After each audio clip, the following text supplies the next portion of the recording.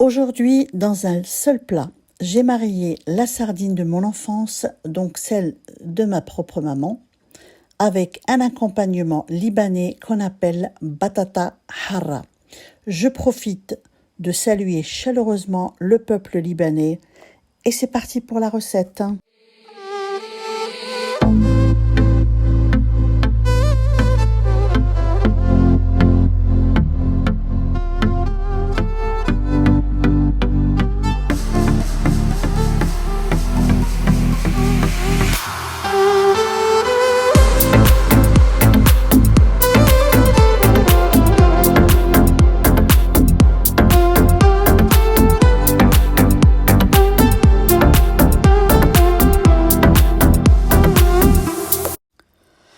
J'ai ici de jolies pièces de sardines que j'ai nettoyées, vidées, retiré la tête. Du persil haché, je mets ça dans un saladier. J'ajoute de l'ail en poudre, paprika, du cumin, du poivre. Et là, je mets tous mes ingrédients dans mon récipient. Donc là, tout est mis. Je rajoute le sel.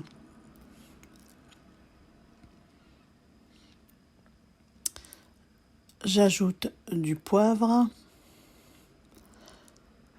un demi-citron que je presse,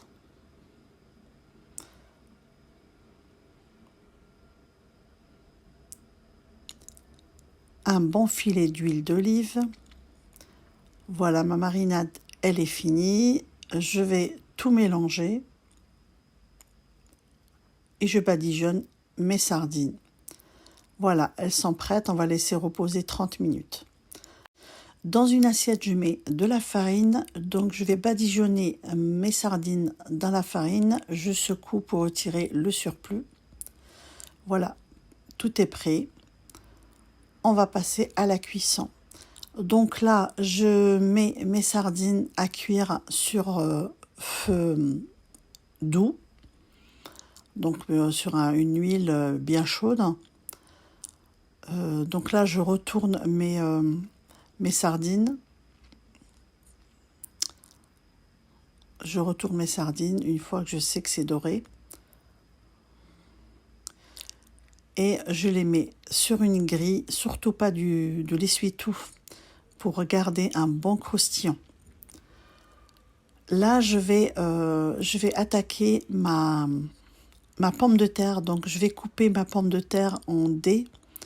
Je les lave bien pour retirer l'amidon. Donc là, c'est bien lavé. Dans un saladier, je mets mes pommes de terre. Je mets du sel, du poivre, de l'huile d'olive généreusement. Donc, je mélange tout. Je mets ça au four. Donc, traditionnellement, on met ça à la friture. Là, mes pommes de terre sont prêtes. Donc, dans une poêle, je mets de l'huile d'olive. Là, j'ai mis de l'ail confit que je vais faire revenir dans ma poêle. Je mets de la coriandre moulue, du paprika, le cumin, et je mets un peu de piment et je laisse ressortir tous les arômes à feu doux. Hein. Je mets de la coriandre, voilà, généreusement, je laisse un petit peu pour après. Là, je presse un demi-citron.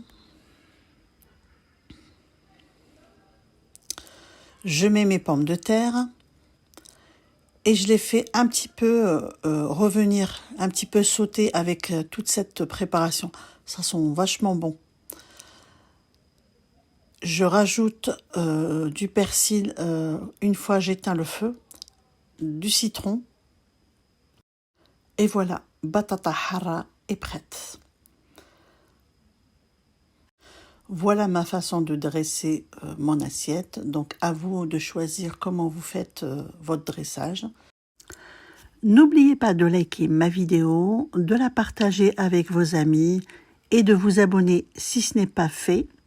Je n'ai qu'à vous souhaiter bon appétit et à très bientôt.